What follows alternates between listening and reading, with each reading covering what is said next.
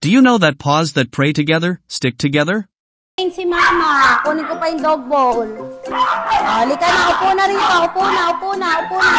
Lapit na kay Mama. Ibis, maglalagay na si Mama ng food.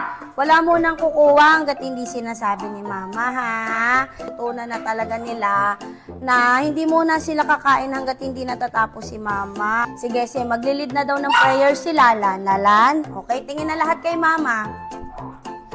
Papa God, maraming salamat po sa food ng mga batuta ngayong araw. Maraming salamat po sa paggabay sa amin sa araw-araw at pagbabantay sa mga batuta at pagiging healthy nila. Maraming salamat po, Papa God, kasi okay na po ang Lala namin. Maraming salamat po dahil hindi niyo po kami pinapabayaan. In Jesus' name, Amen. Okay, babies? O, diba? Pag narinig nila yung in Jesus' name, tsaka lang po sila kukuha ng food nila. Ganyan sila kababae. Good job, baby!